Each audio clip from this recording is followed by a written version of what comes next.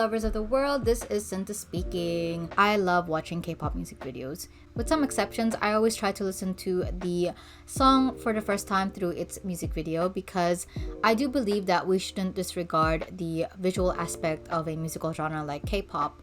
After all, it is such an important part of the music listening experience for this particular genre at least. So, I thought I should rank all my favorite K-pop music videos from this year and talk about why I like them. All K-pop music videos tend to be, beautiful and exciting and just trying to get your attention all the time, but these were the ones that kind of stood out to me the most and what I found was the most memorable. So disclaimer, I am not a media studies person. I do have some experience in analyzing films and TV shows in the past, but not a lot. So, a lot of what I am expressing in terms of opinions tend to just come from my own personal taste and not really from, experience with in-depth analysis of media as such. I'm also really biased. I'm predominantly a girl group stan, so a lot of the music videos that I watch throughout the year were all mostly girl groups and not a lot of boy groups necessarily. And that is reflected in the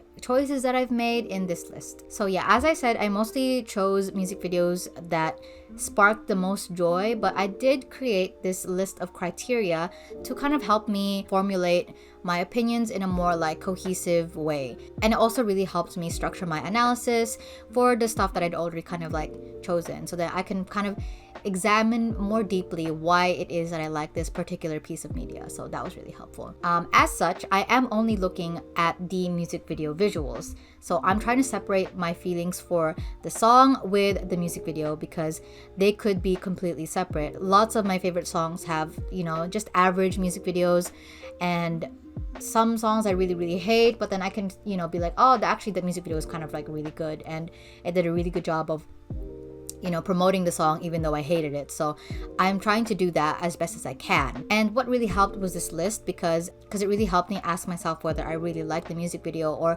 am I just easily swayed by my feelings for the song. There's three kind of categories or three guidelines that I was going for. So the first one is quality cinematography. Now that can include the intentional use of colors, really cool transitions, interesting angles, dynamic shots, etc., etc. It also covers things like set design, costumes, makeup, and even how much of the song's choreography is included in the actual music video. The second guideline I've got is something called thematic coherency, and I don't know if this is the right phrase for it, but it is one that I made up to describe how well the music video follows the story that the song is trying to sell and how well it executes the themes that the song is trying to express. Again, I'm not analyzing the song itself, but since the music video is meant to complement and promote the song, I'm trying to take their attempts at that into consideration. And then the last one, the third one, is creativity, and that kind of goes hand in hand with quality cinematography. But this category is actually more concerned with the actual narrative that the song is trying to sell, the story and the message that it's trying to communicate to its viewers. All K-pop music videos are beautiful and really interesting to look at, but what makes them memorable is when they offer something new to the status quo or, something different to what everybody else is doing. So, with that in mind, I set out to choose my favorites and whittling down my list until I finally reached my top 5. But before I share my favorites with you, I need to do two things first. The first is I need to highlight my honorable mentions. So these music videos were memorable and interesting, but they weren't quite on par with the 5 that I ended up choosing. And here they are in no particular order. They were all really cool, but they just didn't quite make the cut. And the second thing I need to do is apologize because I lied. I am not talking about 5 music videos. I'm actually talking about 6. There are 2 music videos that currently compete for the spot of number 5 on the list, and I just couldn't choose between them, so I might as well talk about both. But Sophia, why didn't you just say you had 6 favorite music videos? Well, good question actually. I felt that these 2 music videos had flaws that the other music video kind of made up for. So in a way, I didn't really feel that one was better than the other. At number 5.5, we have got Thunderous by Stray Kids. The cinematography of all Stray Kids music videos are always, perfect. JYP Entertainment definitely spares no expenses when it comes to that area of their promotion. The set design, the costumes, and the concept itself, from the way they blend the contemporary elements in their historical environment, it all kind of creates this really fantastical world where Western influences shake hands with the group's traditional Korean roots. And I really like the animations. I thought they were an exciting touch because I felt like they broke up that really intense and dark and like really macho atmosphere that the music video otherwise would have been without them, and it turned it into something a little bit more whimsical and fun and just less edgy. And like edgy is fine, but like I just thought that it added a bit more like brightness to it. So in terms of how well the song fits the music video, I found that it did so, but like in a touch ironic way, and I'll explain why later. The lyrical content is very classically Stray Kids, you know, with their braggadocious attitude and very confident swagger. And that's kind of reflected in the musical influences as well, because the instrumentation of the song Thunderous features a lot of sounds and flourishes that remind me a lot of samolnori, which is a genre of percussion music that originated in Korea. I think the music video just followed the natural progression that the song itself offered. It was impossible to not use a historical setting with just how many traditional Korean references that were present. Money was obviously no object to the likes of Stray Kids, with the music video featuring dancing lions, drummers, backup dancers, evil assassins clad in black robes, red cars in rural Korea. Okay, whatever. That being said, despite the video bursting with many traditional Korean elements, Stray Kids themselves only ever wear Western fashion. I'm not sure if this particular costume counts as hanbok either. In doing that, they don't look like everyone else in the world, so it kind of just makes them look like foreigners to their own environment, like they had just dropped straight from the sky and started acting like everything was theirs. And speaking of which, I also kind of thought that the way that the members were presented in the music video felt a little flat.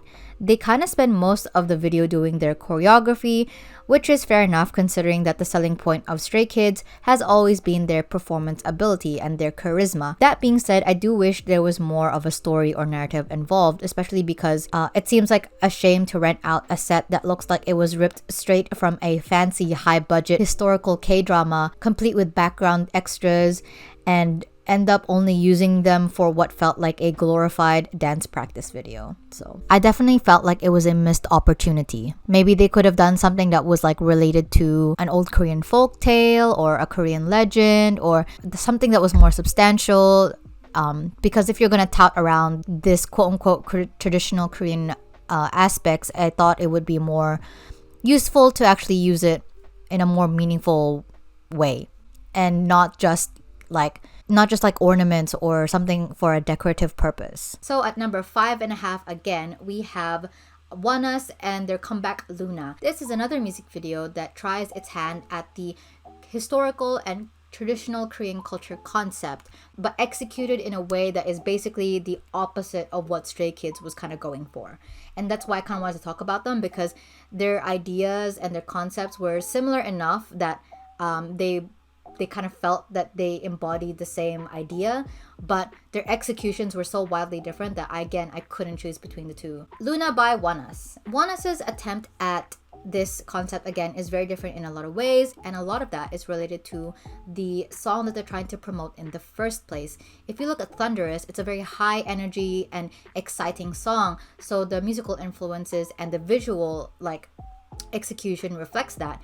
So the song itself has a lot of thundering percussions, and that's why there's a lot of extras in the background doing the drum. Luna, the song, is a lot more graceful and more melodramatic. So the song, you hear there are plucked strings, soft wind instruments, and lighter percussions that are used up for its build-up. It's not really like a ballady song, but it uses a lot of influences that I guess exotic and very Korean in a sense, and the lyrical content itself is a lot more poetic and metaphorical to reflect that tragic romance that they're trying to go for, Meanwhile, Thunderous, the song, is all about a type of masculinity that features sweat, spit, and dirt. Very gritty masculinity. Whereas Luna by ONEUS features a kind of masculinity that finds the power and strength in grace, gentleness, and emotion.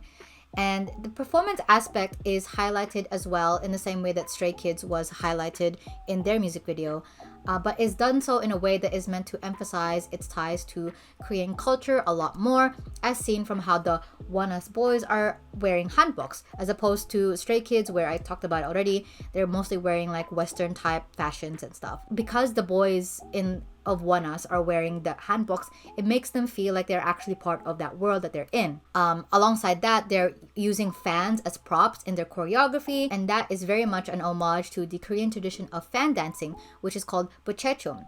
Now, buchechum is actually typically performed by female dancers, which then offers Wanna's an opportunity to play around with their feminine side, while still very much obviously being, masculine. I think it's a bit more of a complex and multi-layered idea that they play with, whereas Thunderous was like straight to the point. Luna has just a bit more to offer in that sense, in terms of like, I guess, gender expectations and such. So let's get up to number 4, Wave by 6. Now, I'm not typically a fan of boy groups, but every now and then one of them will land on a concept that really strikes a chord with me. And CIX, or 6 as I call them, but whichever one is the right way, I'm gonna call them 6 because that's what I'm used to. 6 is that group this year. I didn't really pay much attention to them last year. I did listen to their songs, but this is the year where I was like looking at them. But I really like 6, and I loved their song Cinema. And if you noticed earlier, I actually put Cinema in my honorable mentions. Cinema, the music video, I think was a really, again, good one. Wave was just a better execution of, I guess, the style and like personality that Cinema had started in the beginning of the year. And I think that Wave, the music video, is just a lot more visually meaningful. It actually has a story with a beginning, a middle, and an end. And also like a batshit crazy end credit scene that like blink if you miss it kind of deal, but like that all the more reason to go back and watch it. This kind of like more complex and more interesting narrative that Wave, the music video, is able to depict is a lot to do with the song itself. Like Wave as a song musically offers just more opportunities to play around with narratives compared to Cinema. As you can see, if you watch Wave, there's a lot of like really cool transitions and like really cool like Easter eggs and stuff like that. I have never been a fan that was smart enough to dissect and generate theories from the music videos that I watched. For all my attempts, I couldn't figure it out. But I think that the mystery of never really knowing what goes on in the music video itself is part of the appeal. I really liked Wave, although if I had to choose which song I preferred more, I would choose Cinema. Okay, at number 3, we have got Swipe by Itsy. Now, if you watch my channel a lot, you'll know how I feel about itsy, which is that I really liked them in the beginning, but they're going in a direction that I'm not really fond of. And I really didn't like Loco. The album was okay. I think Swipe was a good lead single. It was a good thing to promote alongside Loco. It's obvious that they're trying to make TikTok trend bait with how many different kinds of sounds in the song itself that you can kind of use as like a TikTok trend, but I can't really find it in myself to condemn them for that, especially since everyone and their mothers are kind of doing the same thing, but also because of how cute it came out as in the music video itself. I am a simple woman. I see pretty girl, I smash that like button. I really like the music video a lot. There's this trope of teenage girls being like obsessed with their looks and like really glued to their phones and stuff like that, and obviously this music video plays into that and borrows a lot of inspiration from that in terms of like visual references, right? But I also love that it turns that trope on its head, at least for me, in this social media driven and technology saturated society that we live in. The itsy girls, us in general, are bombarded with so many options, and instead of painting the itsy girls as fickle or shallow for like swiping through their options really quickly, the song and the music video kind of recontextualizes the girls as people who have agency and who yield that power of swiping through their options to their advantage. It's like if you have the power to look through everything and choose what you want, that's something that I feel like you should kind of hold on to, and that's what the music video is depicting them as. Powerful but spunky young women, moving through the world the best way that they can, using social media as part of their arsenal. They know what they want, they know that they're the best, and they know that they only deserve the best. And I really like that about that. Number 2 is actually the music video that kind of inspired this list in the first place, because I looked at the views that the music video had, and I was like, huh? I just felt like it was really underrated, and I was just confused, and I wanted to highlight it so that other people may also watch it. Number 2 is Hula Hoop by Luna. Now, this is a bit cheating, I guess, because Luna is a Korean girl group, but this is a Japanese single. But I mean, if this is the song that like inspired me to make this music video list in the first place, I felt like it didn't really feel fair for me to take it out just because of a technicality like that. So I'm including this in, and since this is my list and my channel, I can do whatever I want. Anyway, I really like this music video. I think K-pop fans tend to think that bigger is better, and that often tricks them into thinking that like the more simpler executed music videos aren't as good as those with bigger budgets. And I think I saw this definitely in the comments where people are like, oh man, it's not whatever. But similar to ONEUS's song Luna, no relation, limitations breed creativity. And I think it really helps that Luna have such a long history to pull inspiration from, and also the opportunity to do so. This music video is obviously one that really appeals to the fans of the Lunaverse because there's so many Easter eggs in it. The entire thing is just Easter eggs. And Luna's years of releasing solo songs and debuting subunits give them a rich like resource to pull inspiration from. As you can see, not only are the girls like featured in their original costumes, but also in their subunits. Some examples are Olivia He and Go-won in their yellow plaid uniforms, but also Go-won wearing this t-shirt with pineapples and butterfly animations all over her. There are also subtler references in their past videography. Eve with her golfing scene, Chu with her apples, such as Cherry with her mirror, and the girls running like a track team as seen in the music video for Love and Live and their debut song Hi Hi. I think it's a really simple idea, but an absolutely great execution. It offers something really unique, but also weaving in that sense of familiarity of colorful and overstimulating visuals to tie everything together. Really captures the energy of the song, and it does that by adhering very closely to the actual dynamism of the song itself, so the visuals match how the song bounces up and down. The song and the music video kind of make for a really charismatic team. And finally, my favorite music video of the year. Number 1 is Wego by Promise Not. So similar to Itzy's Swipe, this music video's purpose doesn't really so much as tell a like story or narrative in the sense of like beginning, middle, and end, but it does sell a really like strong like message or concept really well. It's about we going to different places, but I really like this thoughtful commentary on social media and our image saturated society, but also living in post-COVID times. We're still in a pandemic, guys. I love the references to Zoom meetings and video calls. I love the references to social media in general. And it's that same principle of limitations breeding creativity and using it as a way to make the concept make sense. The fact that they're forced to probably use a lot of green screens excessively is probably just the fact that their time in studios and their ability to actually spend a lot of time outside is limited due to COVID-19 restrictions. The result is this kind of meta commentary on the illusion that K-pop music videos provide for entertainment by breaking that fourth wall while actually still entertaining you. I think usually the idea of bending and creating your own reality through technology and Photoshop and video editors and social media like Instagram is often portrayed negatively. And that's fair enough. There's so many things that social media and technology can do wrong or can impact your life negatively.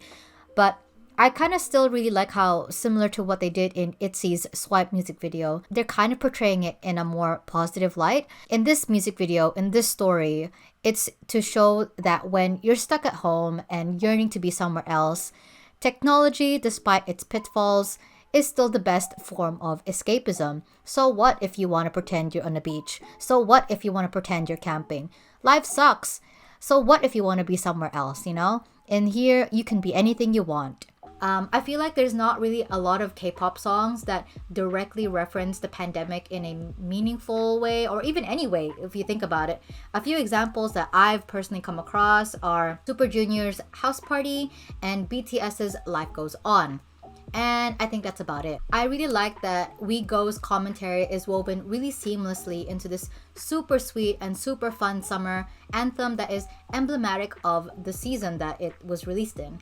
Unlike House Party by Super Junior, which, can feel a bit preachy and too on the nose, even though I did like it, I gotta say, I thought it was fun. It was very camp. Or unlike Life Goes On by BTS, which is a bit of a depressing reminder of what we've experienced and what we will probably continue to experience in the future. Again, I really like that song. I really boots the house down, BTS, let's go. We Go depicts a time where we've actually learned to live with the pandemic, like as the girls try to find happiness and cutesiness in our depressing times using social media, Zoom, and our imagination of going through places and traveling to distant lands, even though we know it's impossible.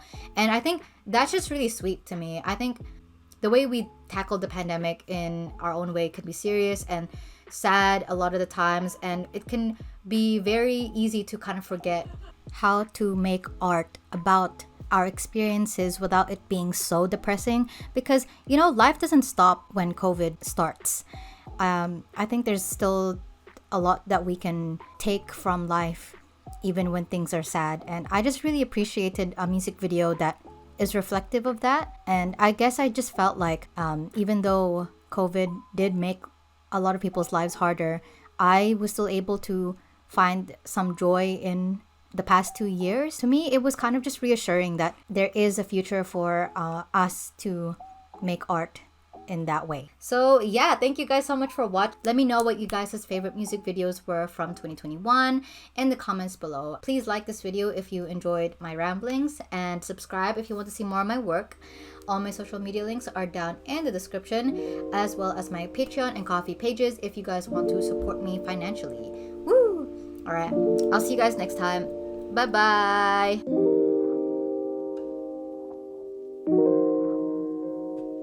Truly a masterpiece.